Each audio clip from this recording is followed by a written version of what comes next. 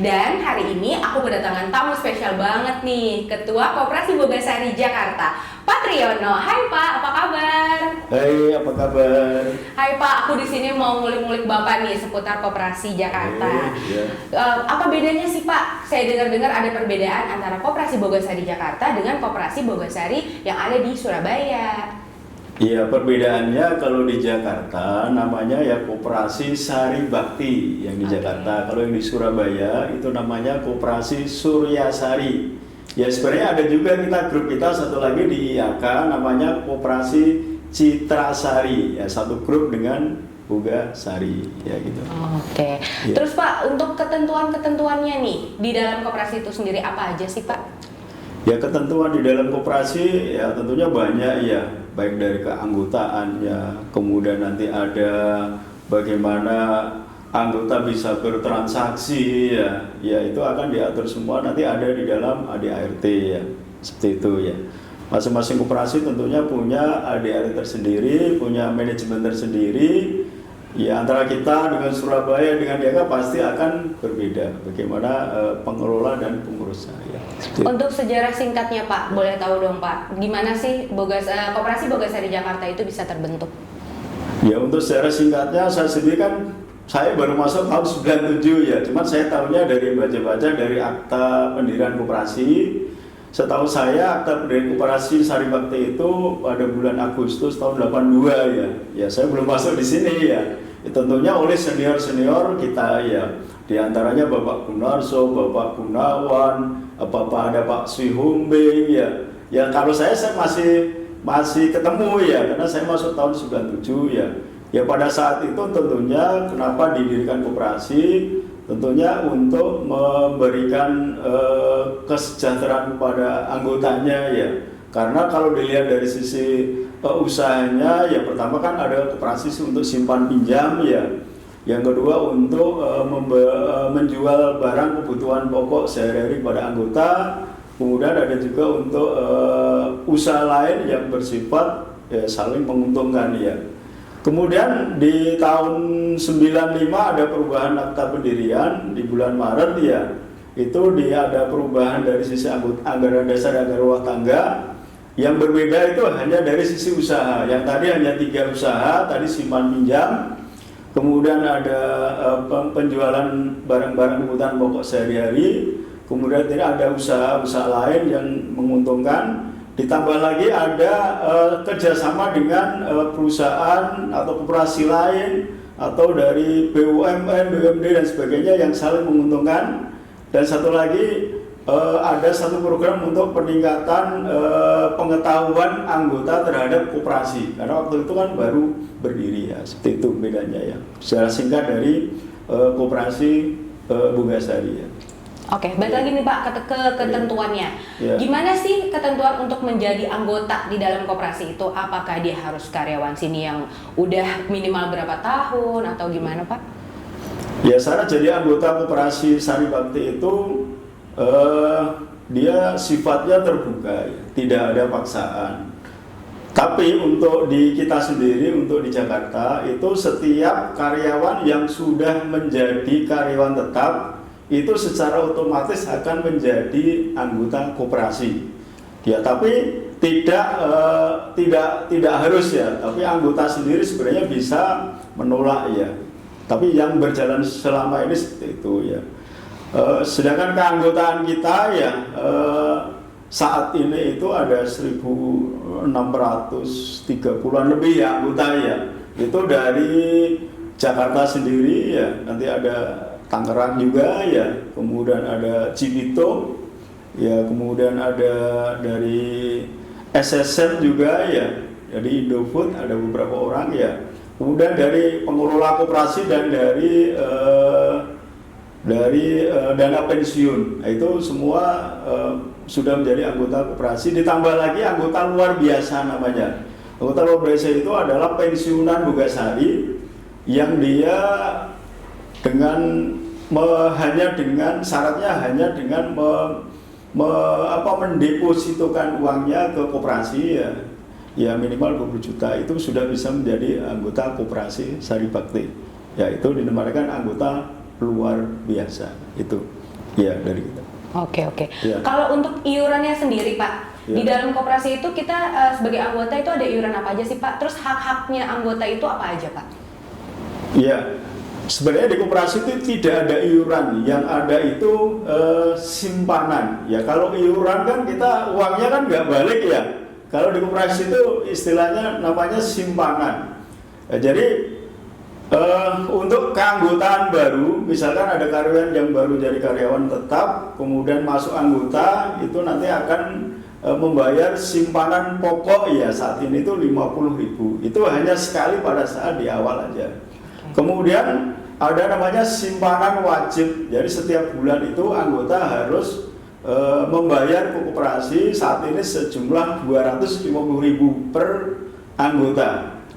Setiap bulan akan dipotong 250.000 itu simpanan wajib. Itu tidak hilang, itu menjadi simpanan. Nanti akan bisa diambil pada saat putus hubungan kerja di Bugesari. Ya misalkan resign atau pensiun, itu semua hanya akan dikembalikan ke anggota. Oke. Hanya simpanan pokok tadi yang nggak bisa diambil, hanya simpanan pokoknya saja. Oke. Iya, itu. Berarti kita sebagai anggota bisa tahu dong Pak, tabungan kita udah berapa banyak sih, atau total dari selama ini kita menabung itu berapa banyak, kan bisa ketahuan dong Pak. Itu bisa dilihat di mana sih Pak? Ya, selama ini kita dari sejak tahun 2018 itu sudah mengeluarkan sistem online untuk melihat saldo simpanan, saldo pinjaman, atau kita melakukan pinjaman secara online ya. Ada di webnya Koperasi Sari Bakti. Jadi anggota tidak harus melakukan harus datang ke koperasi untuk bisa melihat saldo ya. Jadi secara online misalkan saldo pinjaman saya di bulan Juni itu berapa sih ya? Nanti bisa dilihat di webnya koperasi saja ya. Jadi sangat mudah ya. Kenapa itu kita kasih ya? Tujuannya itu kita untuk memudahkan anggota biar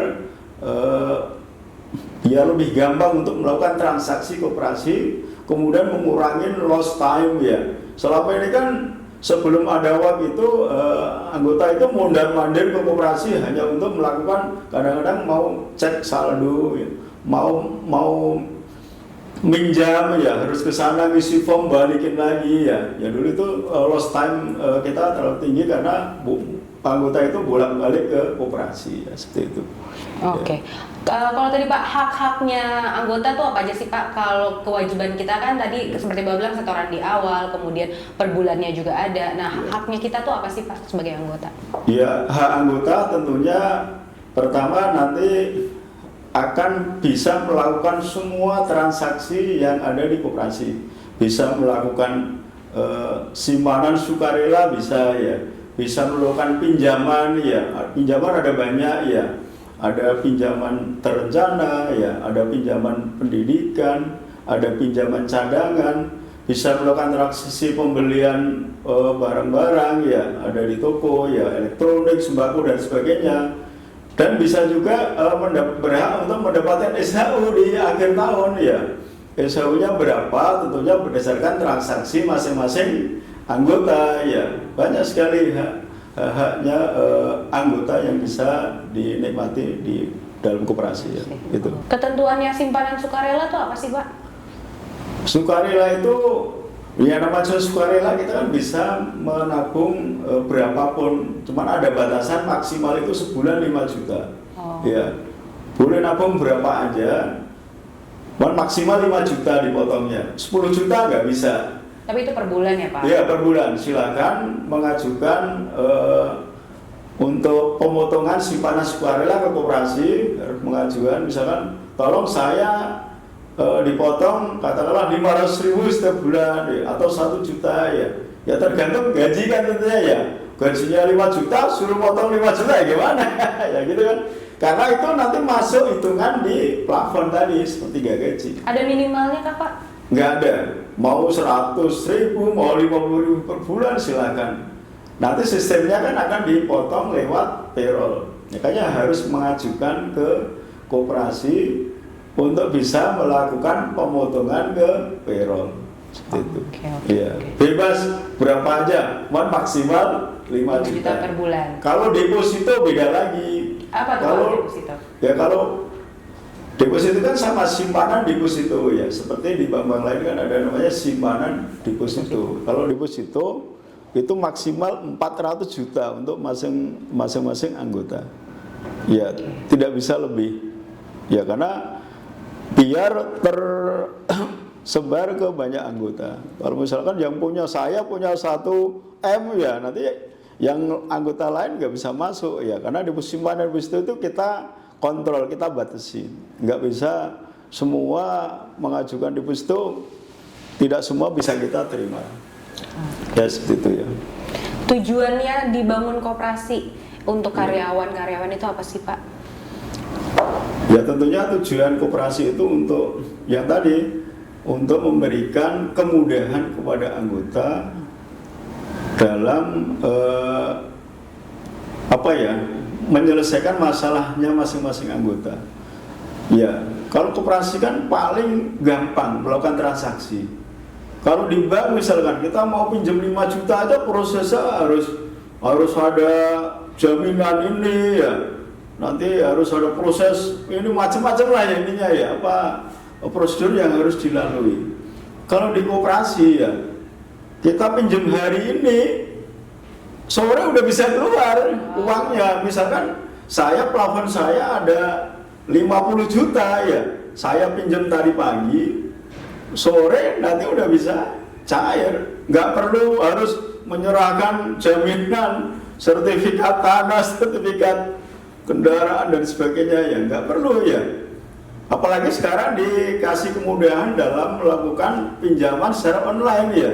Tinggal kita minjem, buka web koperasi, nanti dipilih pinjaman ya, tinggal kita ngetik katakanlah 50 juta ya, paling perlu waktu berapa? 1 menit ya, nanti tanggal 30 udah keluar ya, jadi nggak ribet ya.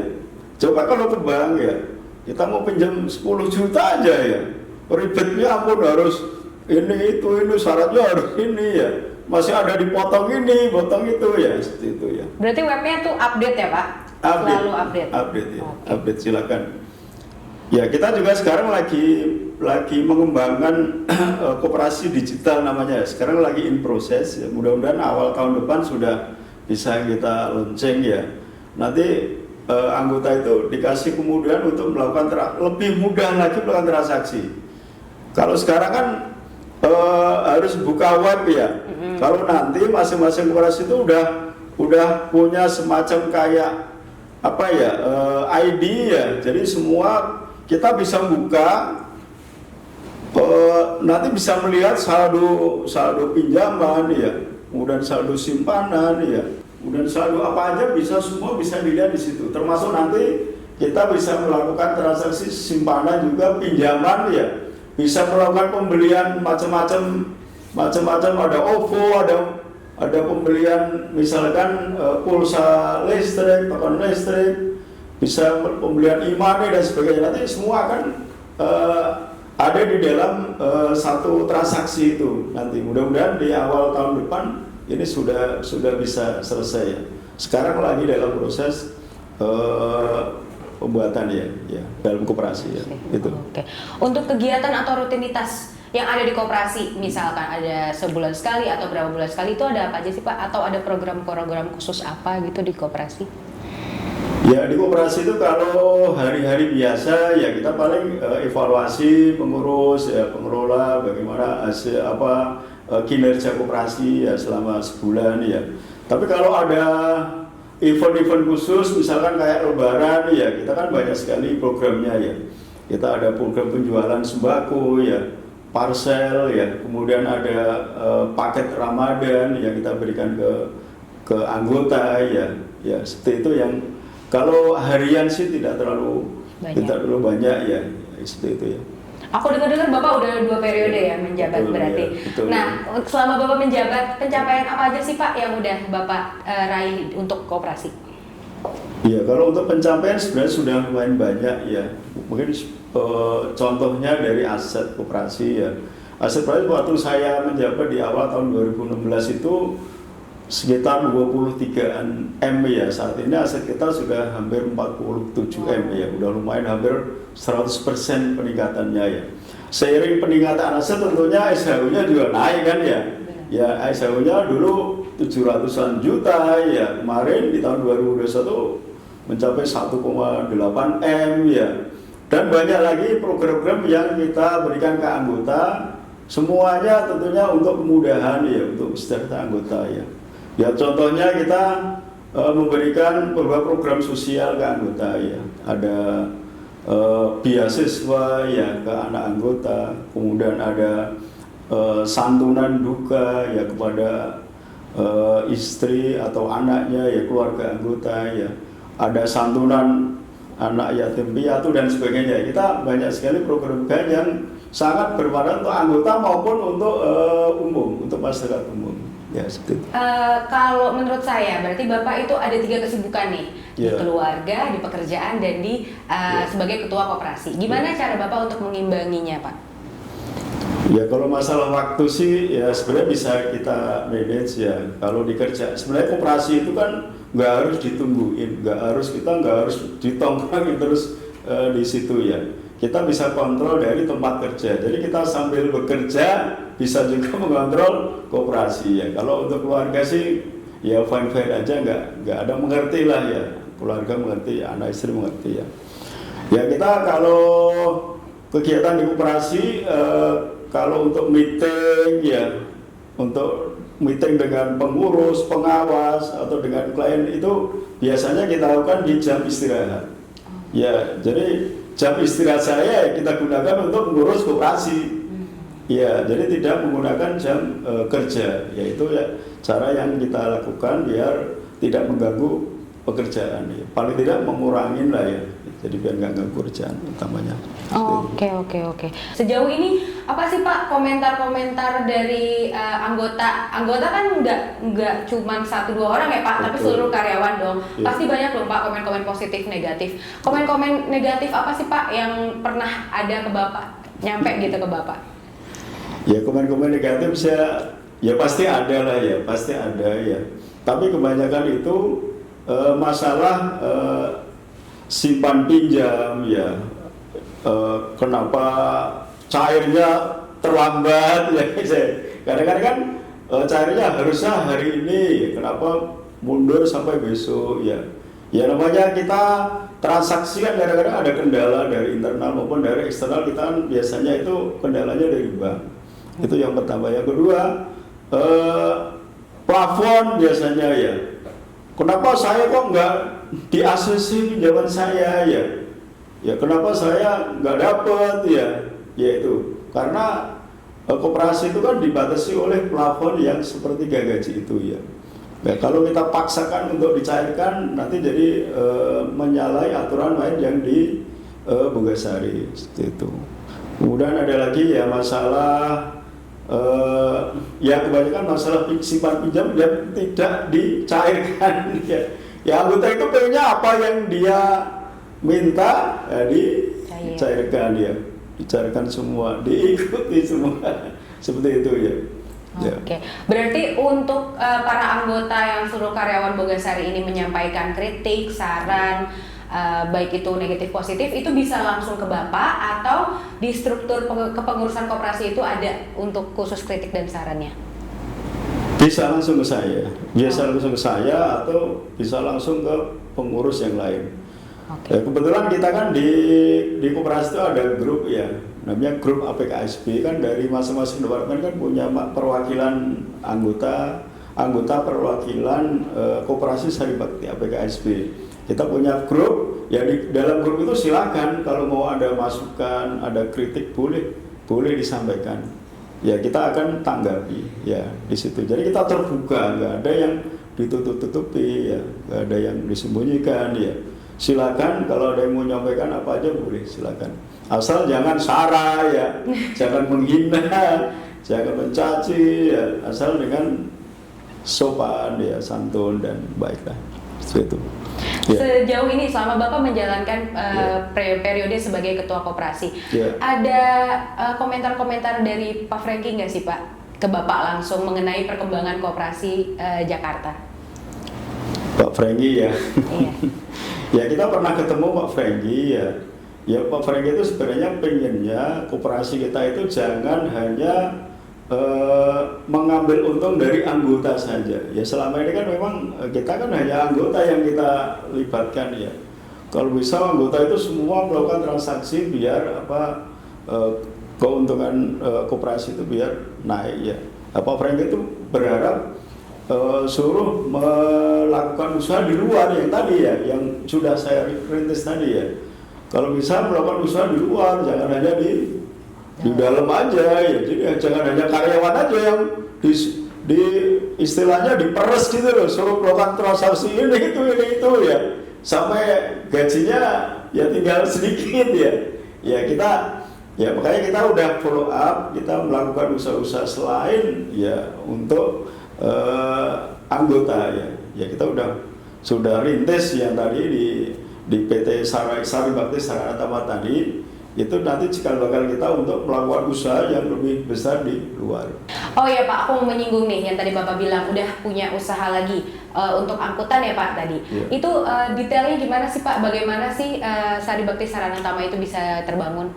Iya, ya sebenarnya sebelum terbentuk PT Sari Bakti Sarana Tama itu kita dari tahun 2018 sudah merintis ya, udah mulai kita beli armada ya, kontainer ya, trailer dan kontainer ya. Kemudian tahun 2019 kita nambah satu lagi, jadi sekarang total udah punya dua set unit ya, dua set unit trailer ya untuk disewakan keluar untuk mengangkut angkutan barang ya tentunya ya. Kemudian baru di tahun 2021 kita mulai memikirkan untuk kalau bisa ya jangan langsung ke induknya, jangan langsung ke koperasi ya. Memang secara anggaran dasar rumah tangga itu harusnya tidak boleh. Namanya koperasi karyawan itu harusnya hanya untuk anggota di dalam pabrik ya, nggak bisa keluar. Makanya kita mulai memikirkan untuk membentuk PT baru. Ya namanya tadi Sari Bakti Sarana Tama di tahun 2021 sudah terbentuk. Dan baru diaktifkan di tahun ini, mulai bulan April. Baru mulai bulan April kita resmi kita kasih otoritas penuh ya untuk di PT-nya. Jadi sudah tidak ada hubungannya lagi dengan koperasi.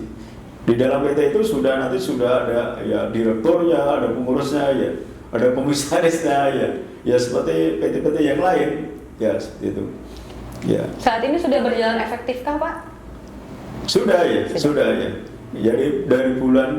dari 2018 itu udah efektif, udah bagus ya. Cuman masih menginduk langsung ke koperasi. Baru di bulan April tahun ini itu terpisah. Jadi manajemennya sudah terpisah ya dari koperasi.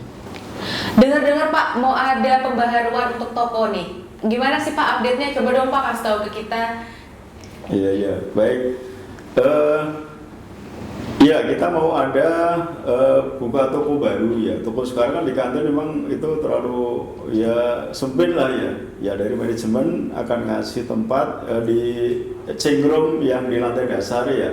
Nanti rencana di situ akan direnovasi.